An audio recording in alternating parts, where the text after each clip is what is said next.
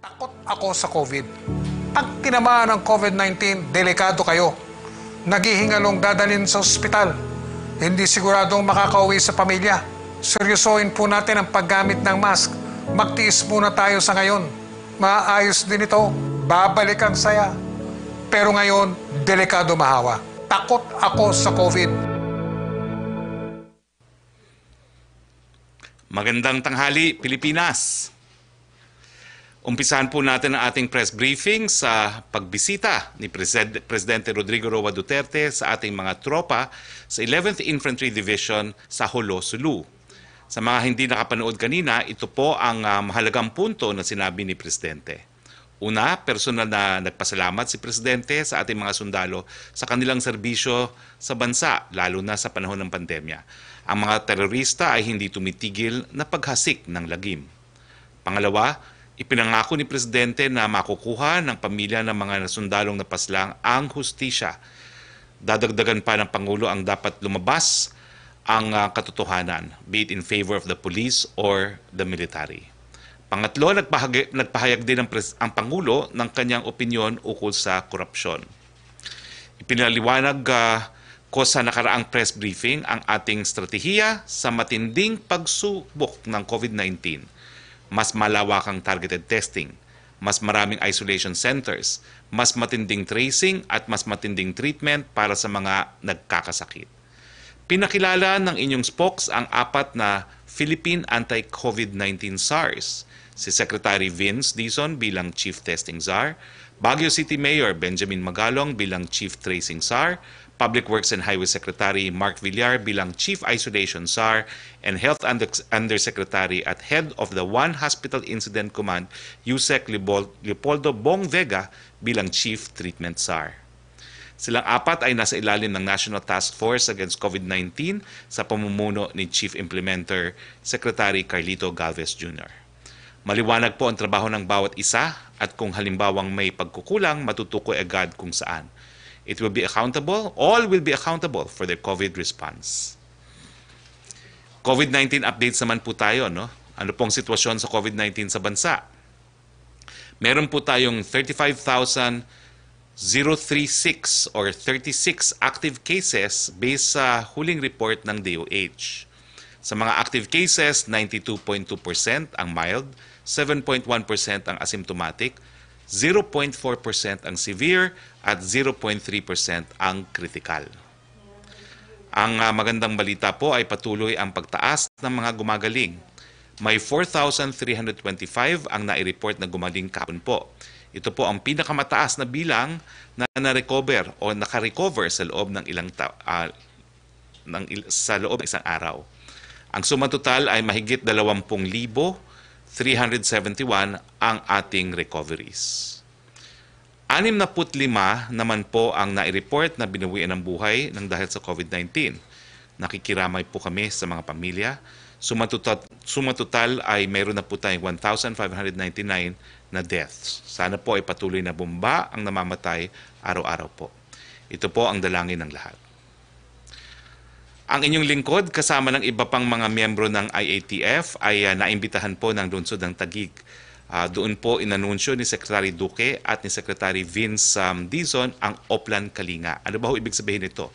Lininaw po nila na ang pwede lamang mag-home quarantine ay yung merong mga sariling kwarto, merong sariling toilet, at wala pong kasamang matanda, di naman kaya may sakit or buntis sa kanilang mga tahanan. Kung meron po at kung wala po talagang sariling kwarto at walang sariling banyo, ang Oplan po ay sila na po ang susundo sa atin at magdadala po sa mga isolation centers. Air condition po lahat ang isolation centers natin. Libre ang pagkain at meron pang libreng wifi. So, sa lahat po ng asymptomatic or mild na walang sariling kwarto, walang sariling banyo, may kasamang matanda, buntis, or merong karamdaman, welcome po kayo sa ating mga isolation centers. Isa pa pong magandang balita na anunsyo po kanina ni Secretary Vince Dizon ng ating testing SAR na ubabot na po sa 1 milyon ang ating na-test sa pamamagitan ng PCR. Nakaka-25,000 na po tayo kada araw ng actual testing at malapit na po tayo sa target natin na 30,000 PCR tests daily. Meron din pong 500 bed capacity na bubuksan ang Taguig Local Government sa Upper Bikutan. At sa Taguig po, ito pong mabuting balita sa mga Taguig o yung merong pong interes sa Taguig gaya ng mga nagtatrabaho sa Taguig, libre po ang PCR tests. At kanina po, tayo po ay gumamit ng kanilang drive-through swabbing facility. Hayan po ang aking larawan. Mabuti na lang hindi nakita habang pinapasok ang swab sa aking ilong. Pero ito po ay proyekto ng Taguig Local Government. Nagpapasalamat po kami at nagpupugay po sa Taguig Local Government. Maya-maya lang po kasama po natin si Mayor Lino Cayetano para siya na po ang magbalita kung anong mga hakbang na ginawa ng local government ng Taguig para po labanan itong pagsubok ng COVID-19. On other matters naman po, isa na namang good news, nagsimula na po ang operasyon ng kauna-unahang airport sa Pilipinas na may dedicated COVID-19 PCR testing with molecular laboratory. Ito po ang Mactan Cebu International Airport. Kaya ng lab na mag-process ng 1,500 to 3,000 tests kada araw at kayang makuha ang test results sa loob ng 24 oras. Ito po ang shortest time in the country to release swab test results. Well, dito po nagtatapos ang ating presentasyon. Ang ating panauhin, gaya ng aking sinabi kanina, walang iba po kundi si Mayor Lino Cayetano. Ay, wala pa pala si Mayor Cayetano. Pero siguro po, habang wala pa si Mayor Cayetano, mag-proceed na po tayo sa ating open forum. At kung nandyan na po si Mayor Cayetano, ay pagbibigyan po natin siya. No? Sa ang unang question, Joyce Balancho of DZMM, please. Yes po, good afternoon, Secretary. Sa speech po ni President Duterte, he mentioned about an oligarchy na binuwag at sinira po niya. Just for the record, who is the President referring to? He's referring po to the oligarchies that he has dealt with personally. Nandyan po yung unang away niya with Lucio Tan, pero nagbayad po ng pagkakautang sa airport ang si Lucio Tan. At nandyan po yung mga water concessionaires. No? At dahil talaga namang sinabihan niya, talagang baguhin nyo ang kontrata, hindi nyo dapat maging agrabyado ang taong bayan. Kung hindi, ay ipakukulong ko kayo. No? At pumayag naman po na magkaroon ng amended concession agreement ang dalawang Taipans na MVP Group at ang Ayala Group. Apo, hindi po ba, are you saying, sir, that this is just a coincidence that the President mentioned this immediately after Congress denied the franchise application of ABS-CBN? I believe so kasi palagi naman yung sinasabi sa mga talumpati niya, yung mga oligarchs na talagang siya mismo ang bumuwag. No? Ito naman pong kaso kasi ng ABS-CBN, kaso po na nag-expire ang prangkisa at hindi po na-renew ng Kongreso. Apo. On another topic po, still on the speech of the President, he also mentioned about discouraging his daughter, Sara Duterte, from running for presidency. Clarify ko lang po kung ano ibig sabihin ni Pangulo dito sa linya na ito. Sabi ko, magtrabaho ka dyan, wala kang makuha unless gusto mong mamera, kaya. What does this mean, sir? And how do we reconcile this statement to his previous statements na galit siya sa korupsyon, ayaw niya na binubulsa ang pera ng gobyerno? Malinaw naman po ang palaging sinasabi ni Presidente kay Mayor Sara. Talagang it's a thankless job. It's all sacrifice, walang return. And ayaw niya na ganyan yung buhay niyang kanyang anak, no? So he's saying it's the most thankless job in the country and he has said that consistently.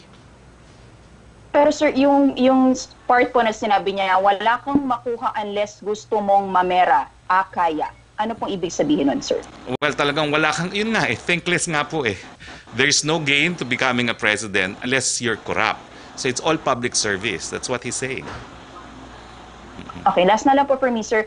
He also mentioned about being open dun sa borders ng country for trade, lalo na daw po ang coal. Can you give us more details on this, sir? What will be our next steps? Ano yung last na sinabi mo? Yung maging open sa borders? Yes po. Yung may nalagit po si Pangulong Duterte na he's ready daw po i-open ang borders ng Philippines for trade. He also mentioned coal.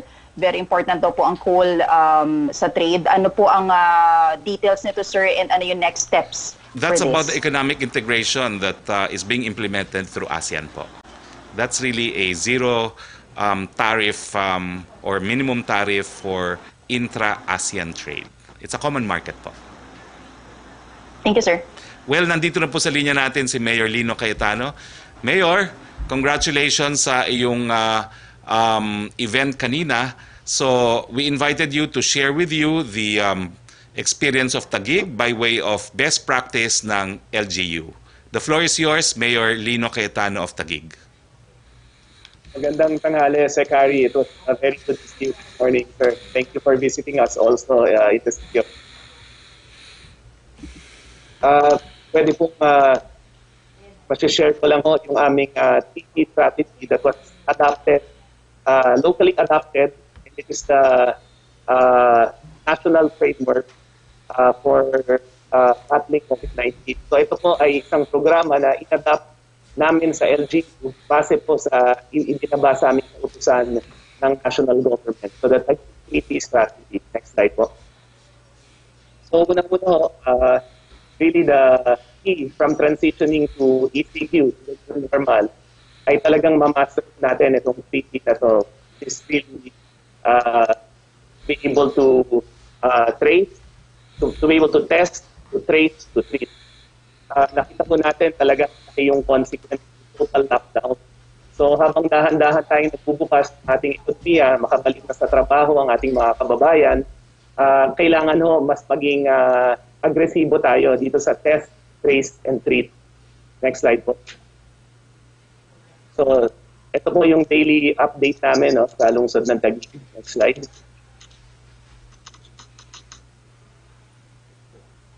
So, next slide po. So, in Taguig ho, ito ho ang criteria namin for testing. Next slide po. So unang-una ho, paano tayo nakakapag-test ng agresibo? Sa lungsod ho ng Taguig, ang ginawa ko namin, more ways so that citizens can be tested. Mas maraming paraan para ho matest natin ang ating mga kababayan. Kanina ho, masaya kami dahil na saksihan ho first hand ng ating kalihim na Secretary Harry yung aming drive-thru testing. So doon sa mga may sasakyan, meron kaming drive-thru testing every Wednesday and every Friday. Sa aming mga health centers naman, at 31 health centers, all 31 health centers have the capacity to do testing. So lahat ng mga health center na rin namin ay nagte-testing. Ang aming local hospital, meron rin testing at meron kaming SED testing team na naka-ambulansya na pupuntahan ka sa bahay. So yung isa ho naming nakikitang key ay to make testing really available. No? Hindi lang yung access to the laboratories na ibinibigay sa amin ng national government, laki ng tulong ng national government, they have access to more testing laboratories, pero yung kakayahan rin ng LGU na mag-swap. Next slide po.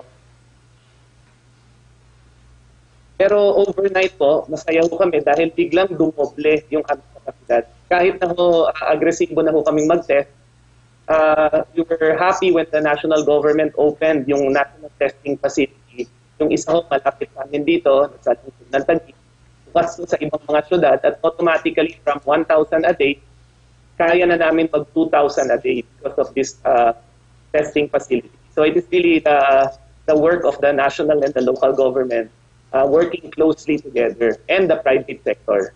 Next slide.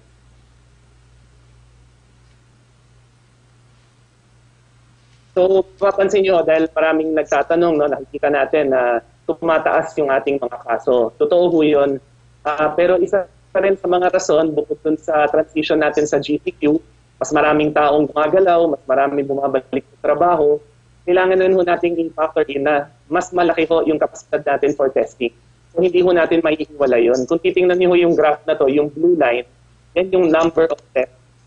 Makikita niyo ho, after nag-test kami ng 3-4 na linggo sa isang linggo, after 1 week, tumaas yung mga kaso natin. So lagi kong pinapaalala dito sa Taguig, sa mga kababayan ko, hindi ho masama na agresibo tayong nagtutukoy ng mga may sakit kasi mas maganda ho, nakikita natin sino ang may sakit. So talagang as we aggressively test, the number of cases will also go up. Next slide po. So sa testing ho, we're happy to report na na-hit po natin yung target na national sa lungsod namin. We are now at 2.1 population. So compared ho sa ang mga bansa, yung iba-ibang mga benchmark, ibang mga countries. I know Secretary Vinson said that we have a target of 2% in July and 10% by the end of the year. So right now, ang Taguig is at 0.31 at 18,500 tests. Next slide po. So yun ho ang testing na. Test as much as possible. Pangalawa ho, trace. Ito ho yung contact tracing team naman ho namin. Sabi po namin sa lungsod na Taguig. Unang-una ho, yung aming SEDSU team, yung epidemiology and surveillance team. We have 12 full-time contact tracers. Simula ho, nung March, yan pa lang ho yung umiikot. Ngunit habang dumadami ho, nagkaroon tayo ng community transmission, habang dumadami yung kaso dito sa NCR, we started activating 2 more teams. So unang-una, yung emergency response for notifiable infections and emergency disease team, full-time ito. So we have 31 teams na konektado ko sa mga health center namin. We have 28 barangays, 31 health centers. Merong dedicated team, contact tracing team, 5 members each. And then meron kaming 2 pa for the business. Dahil minsan yung infection nangyayari sa opisina, kailangan rin may team na doon dito. So that's a full-time contact tracing team. Ngunit minsan, kulang pa rin yan, lalo kung sabay-sabay sa isang lugar. Nandyan po yung third natin, yung Barangay Health Emergency Response Team. At ito po yung isa sa mga sikreto natin sa lungsod ng Taguig. Talagang yung tumutulong mo dyan, yung pundasyon, yung contact tracing at disease surveillance ay yung barangay health workers. So we have more than 800 barangay health workers in the state of Taguig. At yan ho, sanay talaga magbahay-bahay. Sanay magbahay-bahay para kung meeting kung sino may buntis, may diabetes. Dahil sa Taguig ho, nag-deliver kami ng gamot. So sanay mo sila, kilala nila yung komunidad. Sila ngayon yung nag-a-assist sa disease surveillance at contact tracing. Huling-huli ay yung ating mga kababayan, citizen number 5, and that's very important. In fact, sa pyramid namin, yan yung pundasyon. Dahil sabi nga ni Sec Duque, we need to do active disease surveillance. Ibig sabihin, hindi pwede yung gobyerno lang na nagkakatok. Kailangan ho, yung mga kababayan natin, agresibo. Pag alam nilang meron sa komunidad o sila man sa pamilya nila may sakit, kailangan itawag kaagad nila. Next slide. So huling-huli ho, yung treat, no?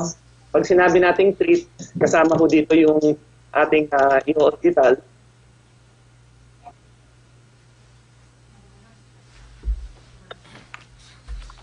Nawala ang sound system ni Mayor Cayetano, no? So anyway, go ahead, Mayor. So, sorry. So last po yung treat, no? Pag sinabi nating treat, kasama ho dyan yung pagpapa-hospital natin sa mga kailangan na pagamutin. Ngunit kasama rin dyan yung ikwento kanina ng kalihim, no?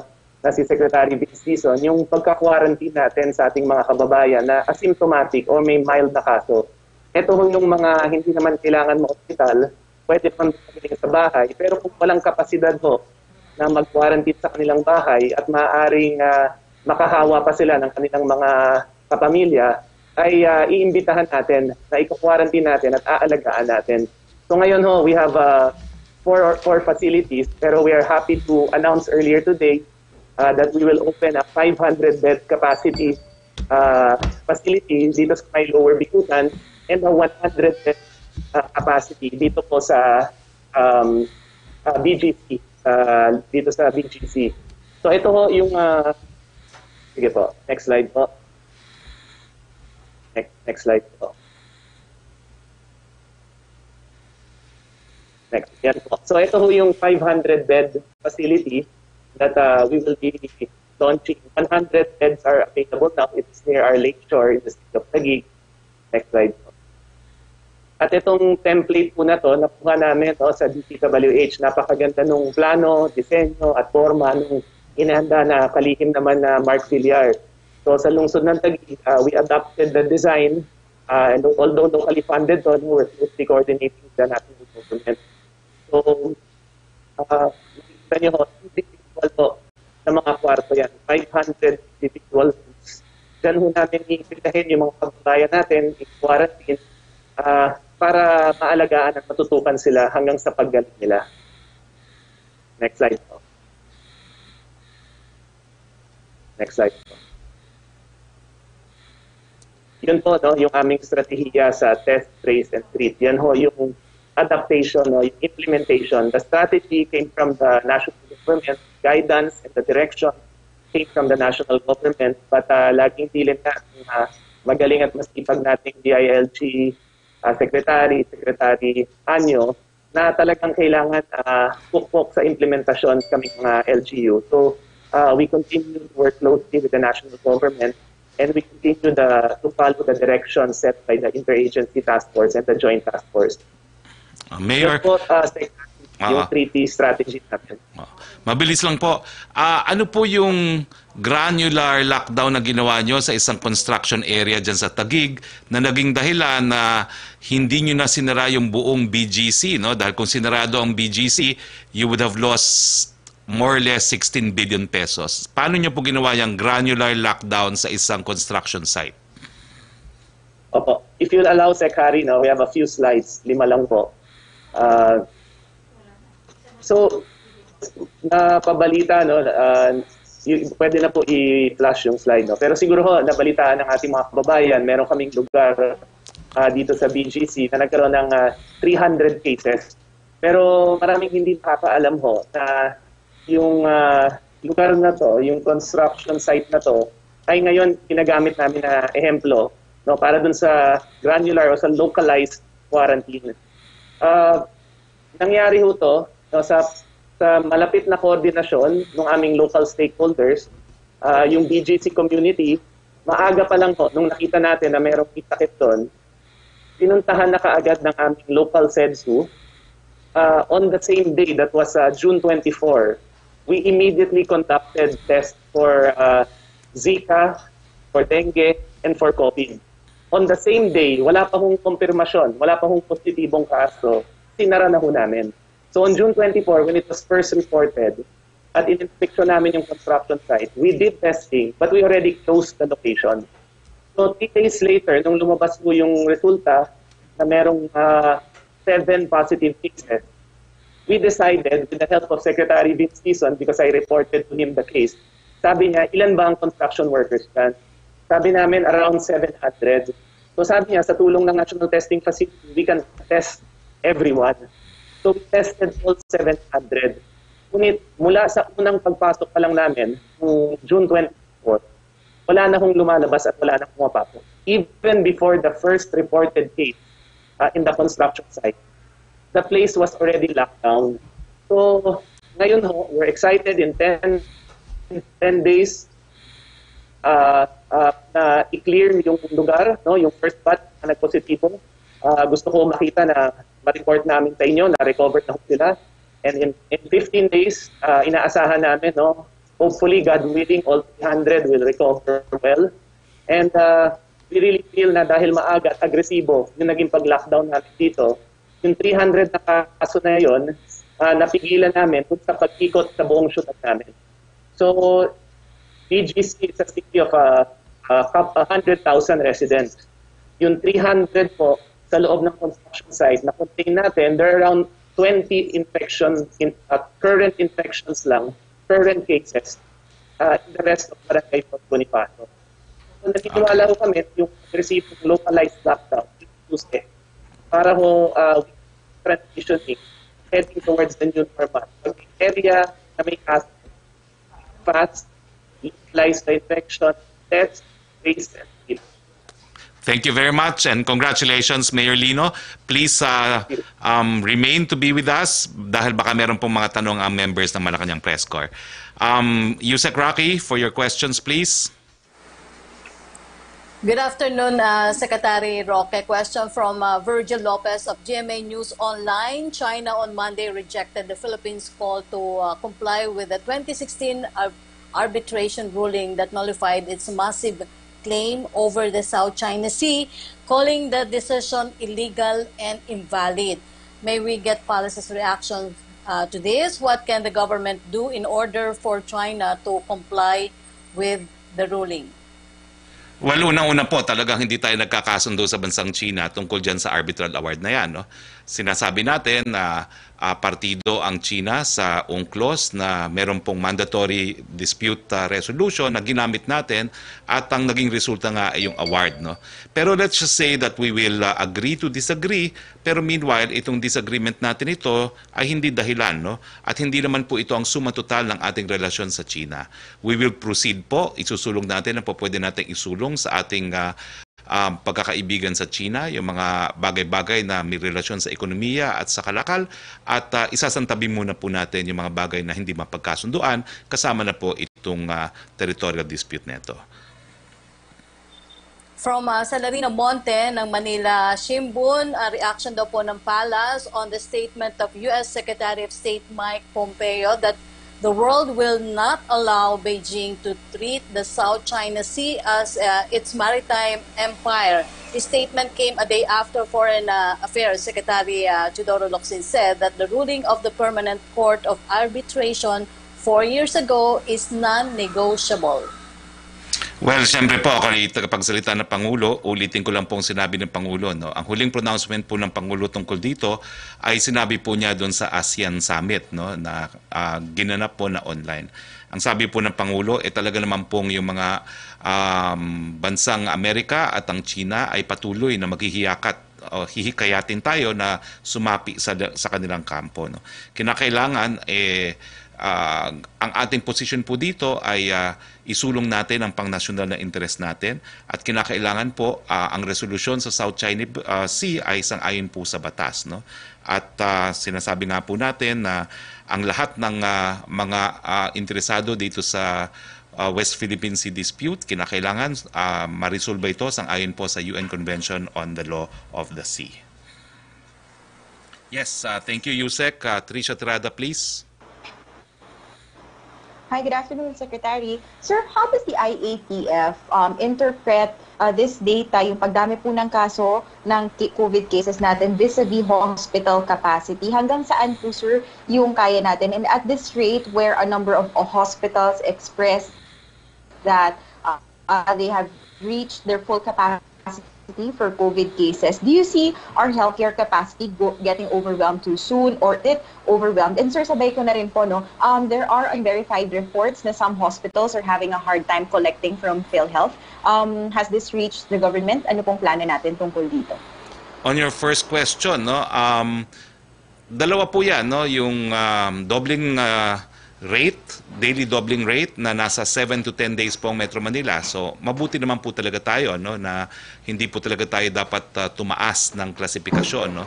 Pero hindi rin po pwedeng magluwag kasi ang MGCQ po ay almost 18 days po yan, no, yung case doubling rate. Sa critical care capacity, yung nag-meeting po kami 60%. Ang sabi po ni Yusek Vega ngayon ay nasa 70% na manageable naman po yan. Explain ko lang po na ang trabaho talaga ni Yusek Vega ngayon, no, ay siya yung nagko-coordinate sa mga hospital, siya yung nagliliason para kung puno ng ICU ng isang pribadong hospital, merong mapagre-referan na hospital. Hindi itataboy ang pasyente dahil wala na silang espasyo, sasabihin kung saan dapat pumunta. Dahil overall, sapat-sapat naman po ang ating mga hospital beds, kasama na po dyan yung ating mga ICU beds. So kung puno na ang hospital na gusto nyo pasukan, sasabihin naman po kayo kung saan po pwede magpunta kung kinakailangan ng ICU care.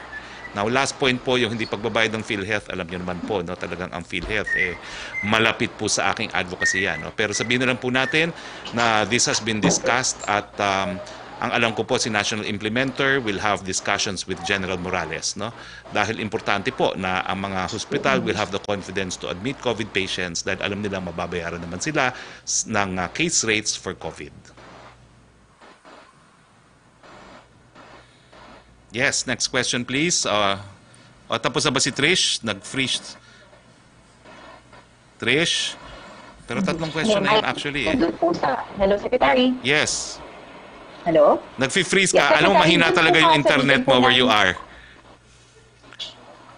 Yung sa IATF po na meeting, yung based po dun sa initial recommendation sa mga local government units, sir, meron na po bang nag-apila na LGU if they want to have an easing in the restriction or stricter restrictions? And si President po, sir, I understand bukas po magsasalita. So bukas po ba siya makipagtulong sa IATF or ngayong gabi din po?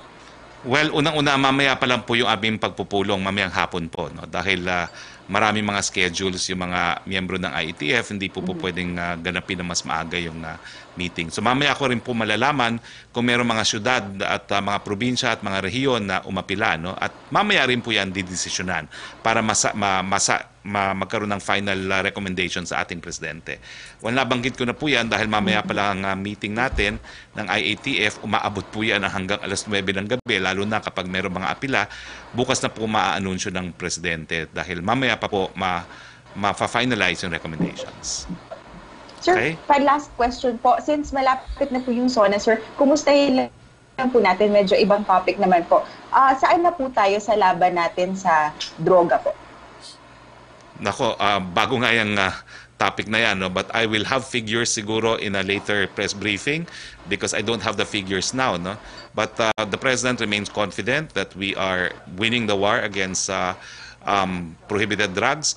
Record holds po o record na paghuhuli ng mga pinagbabawalang droga ang nangyari sa mga nakalipas na mga araw. Bilyong-bilyong halaga po ang nahuli ng PIDEA at ng ating kapulisan. No? But I can probably give you a more comprehensive response if you want in a later briefing. Thank you. Thank you, Secretary. Back to you, Secretary. Thank you, Trish. Secretary, tanong from Francis Wakefield of Daily Tribune about ABS-CBN pa rin. PRD speech to Sulu commented on destroying oligarchy without declaring martial law. Obvious na he is referring to the Lopezes of ABS-CBN. Any comment on this, sir? Hindi po obvious yun. Ang sabi ko po, he must be referring to the oligarchs which he named and he actually threatened to destroy but reconsidered. Matapos po, unang-una, si Lucio Tan nagbayad ng pagkakautang sa airport. Pangalawa, si MVP Group at ang Ayala Group po dahil sa matindi nilang pagtulong sa panahon ng COVID. That's a matter of record naman po. So, Francis, it's not obvious. From Jopel Peleño of DWIC, dumating na po dito sa bansa mula abroad ang OFW na ina ng dalagitang ginahasa at pinatay ng 2 pulis sa Cabugao, Ilocos Sur. Hiling po niya sana'y agad nang makauwi at wag na po sana siyang paabuti ng 2 linggo sa isang quarantine facility. Humihingi lang po siya ng kahit konting pangunawa o konsiderasyon para daw po masilip yung bangkay ng kanyang anak at matutukan na po ang kaso nito. Mayor Lino, are you on the line? Mayor Lino? Yes, sir. Pwede ba hong i-request ko na magpadala na lang kayo ng swabber kung nasa naman itong nanay ng biktima na napatay, no? Dahil alam ko sa Taguig, 1 day lang, para after 1 day makauwi na siya sa Ilocos Sur. Can I ask that from you? Yes, sir. Okay, Yes, sir. Please, yan po ang kasagutan. please send within the day po. Within the day po, we'll Okay, yan po ang contact them. kasagutan. Action agad kay Mayor Lino Cayetano. Magpapadala po siya ng swabber kung nasa naman si nanay at within the day may resulta nang siya makauwi na sa Ilocos Sur. Next question, please. Thank you, Mayor. From Rosalie Cos of UNTV, bakit po hindi si Secretary Duque ang treatment czar? Does this mean po eventually Yusek Vega will replace the health chief? Okay, linawin ko lang po, no? Ang designation po ni Yusek Vega is he is the one hospital incident, no? Command. So, kaya po tinawag namin siyang treatment czar kasi siya yung nagko-coordinate sa lahat ng mga hospital na kung saan po pwede pumunta ang mga pasyente. Yun lang po yun. Because he is the one hospital incident command in charge. Head. Okay? Joseph Morang, please. Thank you, Yusek. Sir, good afternoon. Sir, regarding the community quarantines, over the weekend, si Secretary Nograles said that mag-MGCQ kapag kaya at mabilis yung mga LGU na makapag-lockdown, or another option is GCQ para to give them time to adjust. Meron ba siyang alam na mga areas already na you also know na kung saan ilalagay? Hindi Yung ko po MGCQ alam. or GCQ? Hindi ko po alam dahil sa huling meeting ng IATF talagang hindi po na-discuss ang MGCQ for Metro Manila. I leave it at that. Okay. Sir, si Mayor Sara po sa Davao, no? Already announced yesterday that Davao is going back to GCQ. Ngayon, that means na yung pong LGUs have been informed by the IATF, meaning, number one, yung IATF already has a list of recommendations with regard to LGUs and their corresponding CQs. Specific to that, so can we already announce yung pong recommendation that will be up for the President's signature approval? Hindi pa, Joseph, kasi pag-uusapan pa lang mamaya yung mga apila, no? So wala pa pong final na rekomendasyon para kay Presidente.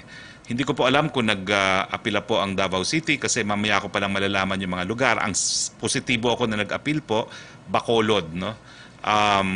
Bacolod City, I'm positive they appealed. Okay? To what CQ, sir?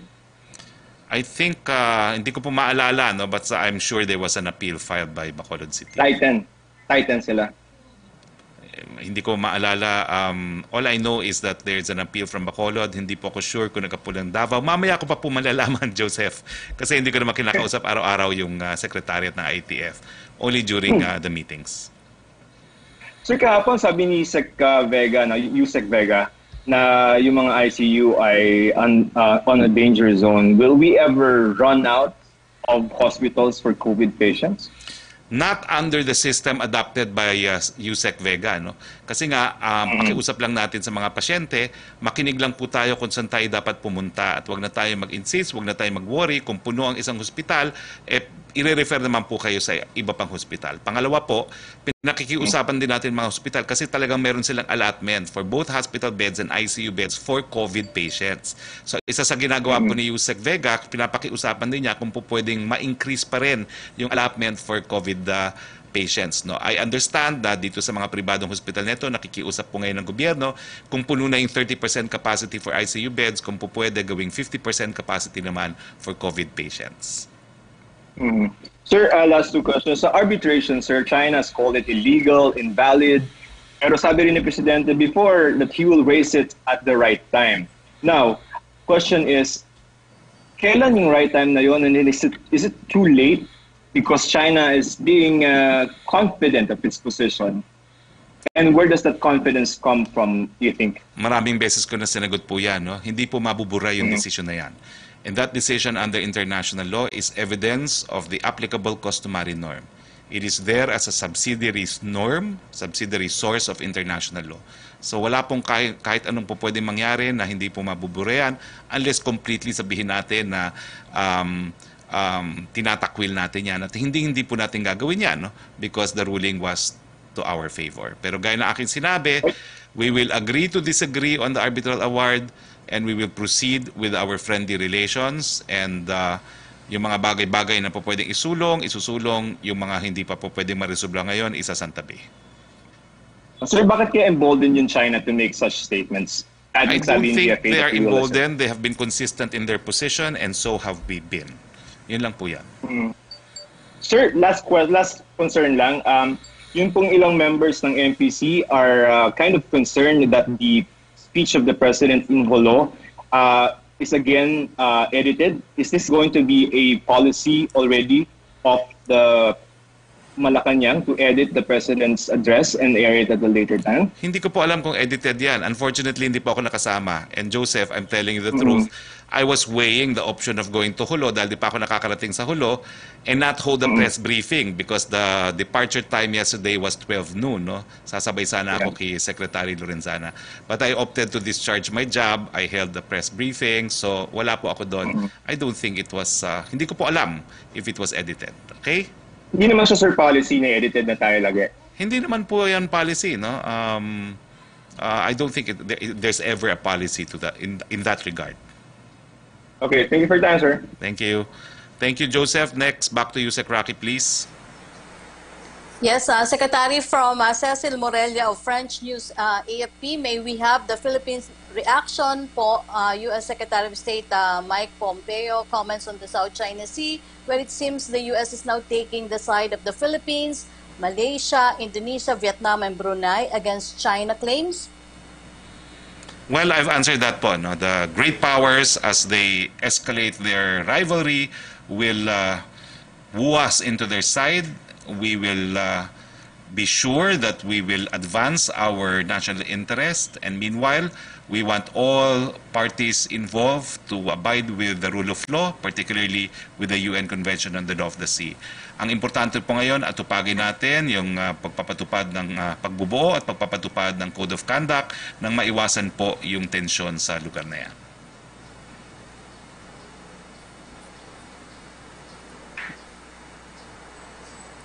Opo, Secretary, may... Next Apa. question, please. Secretary, basahin ko na lang din po yung tanong ni Julie Aurelio about South China Sea pa rin po. Ang tanong lang niya na ito po yung sinabi niya na yung comment daw po ng Palasyo on the U.S.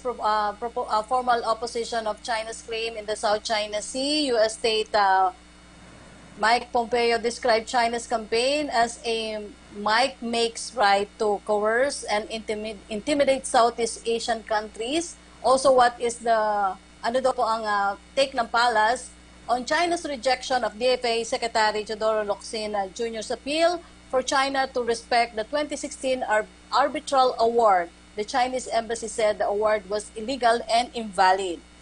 Nasagot ko na po yan. We have, meron po talaga tayong differences pagdating sa arbitral award. We will agree to disagree. We will proceed with our bilateral relations because after all, the arbitral award is not a sum total of our relations with China. Yes, Melo Acuña. Good afternoon, Secretary.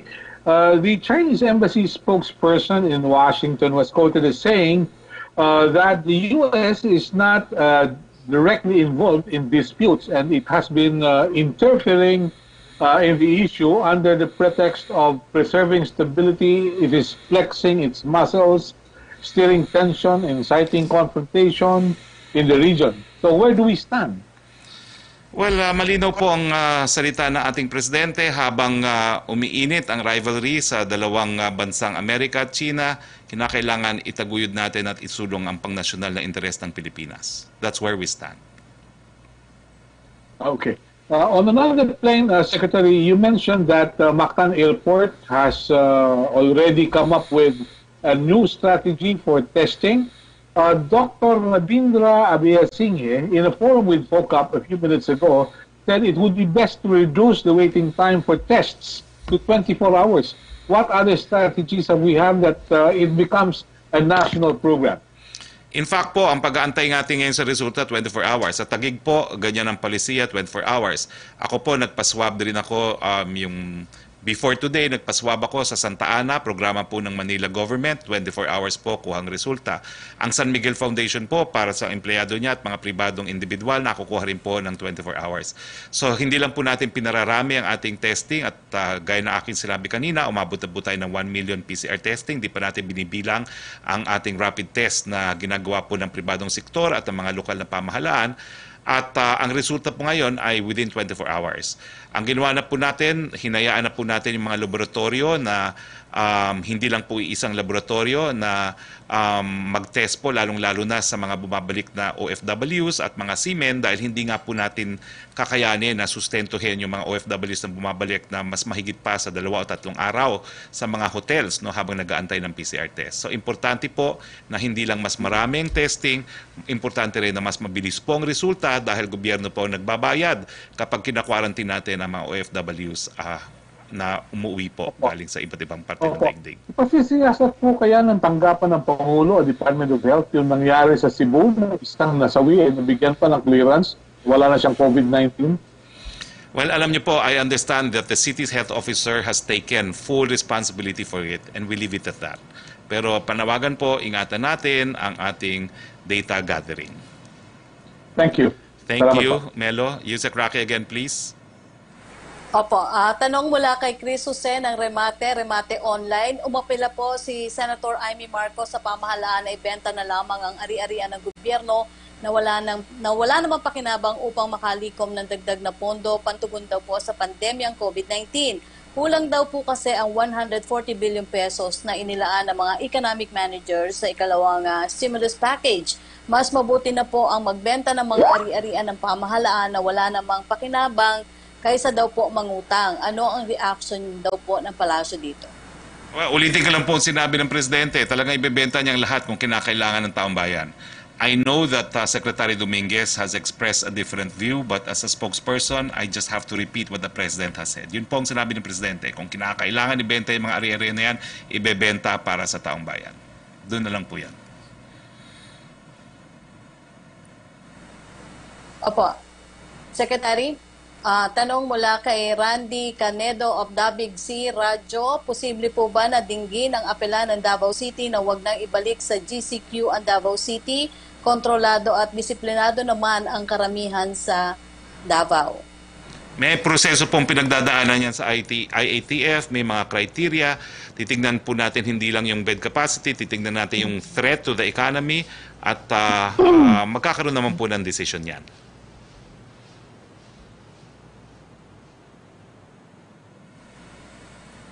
Next question. Okay, mukhang wala ng question. Si Pia Gutierrez, please, of Secretary. ABS-CBN. Hi, sir. Good afternoon. Sir, regarding the speech of President Duterte yesterday, you said that you're unaware that the speech of the president was actually edited. So this means that you were not able to watch the speech in full. So how can you be so certain, sir, that the president was not actually referring to ABS-CBN in the context of the oligarchy that he was able to dismantle? Because I go by his prior statements. Alam niyo po kami dito sa opisina ko, lahat po ng sinasabi ni Presidente, kinakapture po namin yan at ini-index namin. No? So pagdating sa oligarchy, paulit-ulit po niya sinasabi, well, bati na naman sila ngayon. Pero palagi po niya sinasabi, MVP, Ayala, Lucio Tan, dahil ito po yung siya mismo talaga ang umaksyon. Sinabi talaga niya, at ako pa nga tinalaga niya, naalala niyo, ako, nung wala ako sa gobyerno, si Harry Roque ang pasasampa ko ng kaso laban kay MVP at sa mga Ayala dahil sa water concession agreement. No? So, it's on the basis of his prior contemporaneous statements po. So, but can we ask Malacanang to air the entire speech na lang, sir? Well, hindi po ako yan. No? That's PCO RTVM. All right, sir. Sir, kasi on the same day that President Duterte talked about dismantling the oligarchs, House Speaker Alan Peter Cayetano posted in Facebook saying that the denial of ABS-CBN's franchise was actually a move against the oligarchs. He claimed that the owners of the ABS-CBN, and I'm quoting from his Facebook post, actually protect and grow their fortunes by controlling and abusing the system, and that they also deprive the country of billions in much-needed funds by skirting and bending the law. Do you think that this is a coincidence, or is this connected with the president's statement regarding his claim that he has dismantled the oligarchs? Well, alam niyo po, I have no authority to speak for Speaker Cayetano. No? So perhaps you can ask that question from Speaker Cayetano. All right, sir. Sir, last na lang. So what can you say to critics who point out that while President Duterte moves to dismantle oligarchs, he's in fact building his own brand of cronyism. He's building his own oligarchs. For instance, I'm referring to an article in Nikkei Asian Review published last year who pointed out to the spectacular rise of Dennis Uy, for example, during the Duterte administration. Wala, alam ko naman po, mayaman na si Dennis Uy, dati pa. So, kung akalain niyo pong yumaman si Dennis Uy, siguro po mas mayaman na siya ngayon, pero sa mulat-mula, mining po sila po yung sa Diwalwal. So, hindi na po sila kinakailangan tulungan ng Presidente para lumaki. Yan po ang pagkakaalam ko sa background ni Dennis Uy. So Thank you very no, much, no Pia. cronies po. President Duterte has no cronies. Wala po, kasi si Dennis Uy po, they built their fortune because of mining in gold in Diwalwal. So no one can doubt naman po na talagang gold producing yung Diwalwal. No? So wag po natin isipin na yung kayamanan niya is because of President Duterte. Dati na po siyang mayaman. Okay? Thank you, Pia. Yusek Rocky, please. Opo. Okay, Secretary, from Francis Wakefield of Daily Tribune, Russia, according to reports, have become the first nation to complete clinical trials of COVID-19 vaccine on humans. According to the reports, the vaccine has proven the medication's effectiveness. There was, however, no further information on when this vaccine would enter the commercial production stage. Can we get daw po the palace comment on this? I hope it's true. Kasi alam niyo naman po, hindi mababalik sa normal ang buhay natin kung walang vaccine. At dahil naman po sa bagong pulisiya ng presidente natin na independent foreign policy kung saan kaibigan tayo ng lahat at kalaban ng walang kahit sinong bansa, inaasahan po natin na kung mayroong vaccine ma-develop ang mga Russians, isi-share po nila yan sa atin.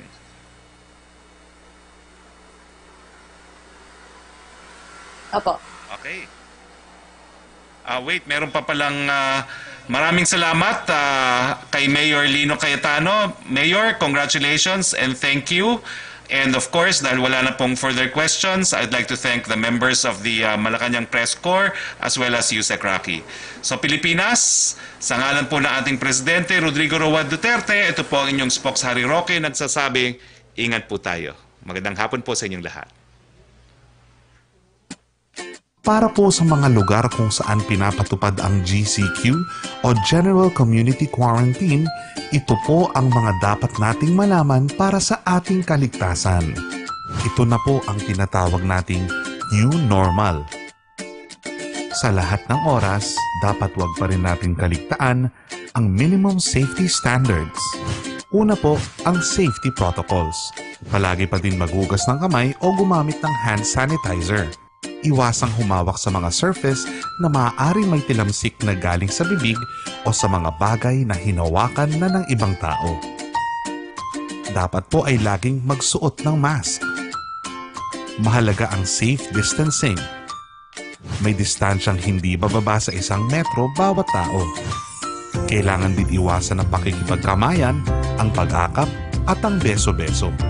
Kahit nagpapapasok na ang ibang opisina, sana'y unahin pa din ang work from home hanggat makakaya. Obligasyon ng kumpanya na magbigay ng shuttle service para sa mga empleyado at hinihikayat naman po ang mga kumpanya na ipatest ang mga empleyado upang makasigurado na wala silang taglay na virus. Ito po ang mga pwede nang gawin. Pwede na po ang pang-individual na exercise sa labas ng bahay gaya ng walking, running, dancing, at biking sa loob lang ng GCQ areas. Hanggat maaari ay huwag muna magtipon-tipon.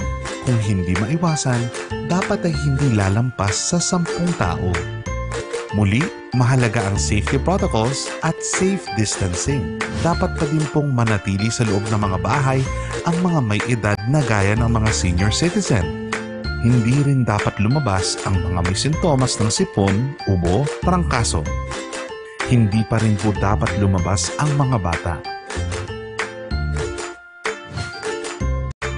Pwede na po ang public transport pero dapat reduced load capacity o sa menos na kapasidad. Ang mga ito po ay ang LRT, MRT, PNR, mga bus, jeep, taxi, eroplano at iba pang inter-island vehicle gayong pwede lang bumiyahe mula sa lugar na naka-GCQ papunta sa naka-GCQ din. Pwede na din po ang tricycle, public shuttle, at mga transport network vehicle service gaya ng Grab. Sa mga pribadong sasakyan naman ay company shuttle, sariling sasakyan, bisikleta, motorsiklo at e-scooter. Pero sa anumang sasakyang pangmaramihan, kailangan pa rin ang reduced capacity at safety protocols and safe distancing. Ang mga eskwela ay pwede nang magpapasok sa college level pagkalipas ng September 1. Hindi pa din po pwedeng pumasok ang basic education na mula kinder hanggang grade 12. Ang government offices po ay fully operational na, gayong ang mga empleyado ng gobyerno ay papasok ng may alternatibong work arrangements. Ito po ang mga serbisyong pwede na nating magamit.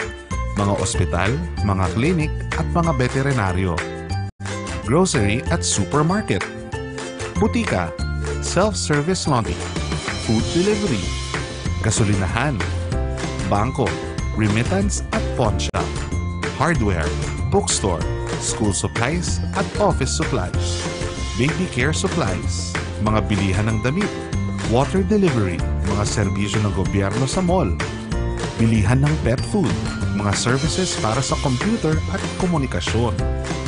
Flower shop, tindahan ng mga laruan, pero sarado po ang mga play area nito. At ito naman po ang mga lugar na hindi pa natin pwedeng puntahan. sinehan, mga bar at mga lugar pambidyoke, palaruan, library at museum, resort at beach, mga lugar kung saan tayo nagpapaspa, masahe, facial, waxing, at iba pa, restaurant, at mga barberya. Kung susundan po natin ang mga guideline ng GCQ, mas madali nating madadaig ang COVID-19 at pwede tayong mag-heal as one. Maraming salamat po.